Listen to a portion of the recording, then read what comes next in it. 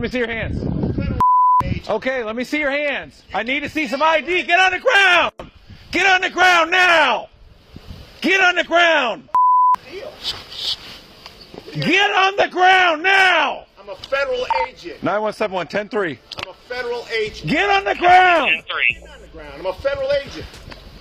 Why wouldn't you show me your ID when I got here? Don't move forward. You didn't ask for it. He is at 335. Get on the ground. We'll figure it out.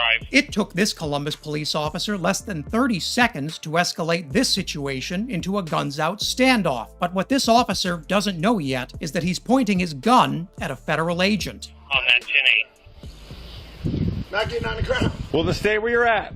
I'll stay where I'm at. Fine. Why do you got to make this harder than it is? Listen, I'm not getting on. I have no problem making this. I just want to see if anybody's in 3 precinct to respond as well. You're the one overreacting. I'm not overreacting. We got a call that someone's impersonating a police officer out here who doesn't have ID. No kidding, because she doesn't want to open it. Okay, get on the ground so I can find out who you are. It ain't happening. Okay, fine. Fine. It's quite the scene. Two grown men, both law enforcement officials, screaming at each other like children to see who complies with whom first. And this is an officer talking to another cop. Just imagine how they'd be speaking to you. Do you I think I'm a police officer or something? What the heck's the matter with you? Who do you think you are? Chopper, get on the ground! I'm not getting on the ground. Chopper, thanks. I'm not getting on the 91-7, I'm pulling up. I got my ID. Do not reach for your waist! Keep your hands up! Dude, why would I have an O-leg shit? Get your hands up! Sir! Don't get on the ground! On the ground! Face down now! Now! Face down! You guys are making a big mistake. You are the one making a mistake! Gentlemen, face down now! All the way down! All the way! And things only get worse from here. With two officers on the scene, the federal agent quickly finds himself on the ground and in a position experienced by too many Americans every single day. Left, and we're going to put your arm on your back. Wait a sec. Do not resist. I'm not resisting. You're acting like a moron. Wait a second. Stop. Wait a second. Wait a second. No, don't do this. Wait a second. I got a medical condition. Get my license out of my pocket. We're getting you secured first. Please, wait. No, whoa. Hold on. I'm hyperventilating.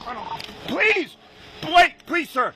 I'm resisting. I'm not. Stop resisting. Would you please get my ID out of my left pocket? Stop. I'm begging you. Now, before you mention it in the comments, there's a reason I'm showing you this video, which originally took place in July of 2020. And that's because we have an update on this story, and it involves an awful lot of unwelcome publicity for everyone involved. In a move that surprised no one, ATF agent James Burke filed a lawsuit against the police for what he alleged was their extreme and unprofessional conduct. Burke claims, and the video shows, that he did initially identify himself as a federal agent, but officers chose to ignore him. Get on the ground now! I'm a federal agent. 917-110-3. I'm a federal agent. Get on the ground! 10-3. Unfortunately, Burke's lawsuit ran headlong into the qualified immunity that has protected bad cops for decades. A judge tossed the civil rights element of Burke's suit while allowing a narrower set of complaints to move forward. Both sides are currently locked in back-and-forth depositions as the case approaches its third year in the courts. Meanwhile, taxpayers are paying up so these two police officers can argue over who should have bowed to whom first. Would you please get my ID out of my left pocket? Stop. I'm begging you. Sir, please get my federal creds. Get your taser out, Joe. No, don't do that, please. Unfortunately, few stories like this have happy endings. Qualified immunity has proven an almost impossible hurdle to overcome, even when, as the judge in Burke's case said, Burke was dressed appropriately for his job and even identified himself. The law just doesn't extend to police. As James Burke is finding out, it takes a lot of time and a lot of money to even have a chance at justice when you're suing the cops. And let's be clear, there are no heroes in this story. What we see are two officers, each trying to abuse their power in their own ways for their own benefit. It remains unclear when Burke's case will actually reach a conclusion. With courts facing record backlogs and subpoenas still flying, it may be years before James Burke even gets a preliminary opinion on whether the department can be sued at all. That's hardly inspiring justice. Until we fundamentally reform policing from the training grounds up, these instances of extreme police impunity will continue to clog up our legal system and corrode the principle of equal justice under law. We can and we must do better. In Orlando, Florida, 3113 to 313. What? that is police officer Alexander Shawnee. A Seminole County Sheriff's deputy clocked him driving nearly twice the speed limit. I am going into work, my man. Why are you trying to pull me over as I'm going into work? Because you're going 80 and a 45. I am going into work. Okay, what are you going to work for? What does it look like I am dressed for? What does it look like I am dressed for? My name is Deputy Hilton, and I see your driver's license. No. Okay. 3113, copy at 1050.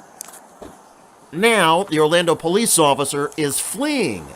10-4, I got a city, Orlando PD taking off from a traffic stop. It's going to be X-ray Foxtrot 6207, XF 6207. You refuse to stop. This incident from June 6, 2023 began just after noon.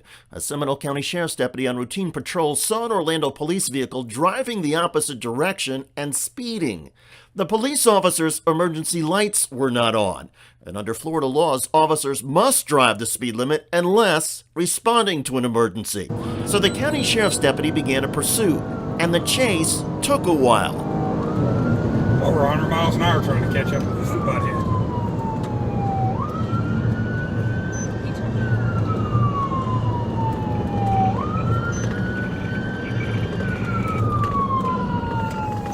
He's the guy that, At this point, the Orlando police officer began to flip on his flashers. copy down that bumper down. Still, he drove a bit further before finally stopping. This one or this one? Yeah, 11070. Pull over.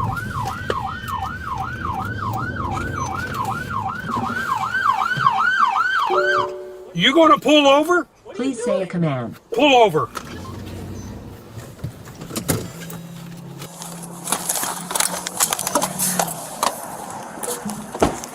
Three 113 to 313. What? Do you? I am going into work, my man. Why are you trying to pull me over as I'm going into work? Because you're going 80 and a 45. I am going into work. Okay, what are you going What to does work it look for? like I am dressed for? What does it look like I am dressed for? My name is Deputy Hilton, and I see your driver's license. No. Okay. 3113, copy at 1050. Orlando police officer Alexander Shuney was not chased down again or yanked from his vehicle at gunpoint or thrown to the ground and handcuffed. In other words, all the things that would have happened to most of us if we tried to flee a traffic stop did not happen. However, the Seminole County Sheriff's deputy did file a criminal complaint, and Orlando officer Alexander Shuney, age 35, has now been charged with resisting an officer, reckless driving, and fleeing and eluding a law enforcement officer. He recently turned himself into the Seminole County Jail and was released on a $9,000 bond. The Orlando Police Department says Officer Shuney has been relieved of his duties pending the criminal case and pending a police internal affairs investigation. Hopefully, the department will make the officer's removal permanent. If a police officer is going to speed when driving to work and then ignore the commands of a fellow law enforcement officer, imagine how entitled that officer might feel when dealing with an ordinary citizen. Kudos to the Seminole County Sheriff's Department for pursuing Officer Shuney and underscoring the importance of equal justice under the law.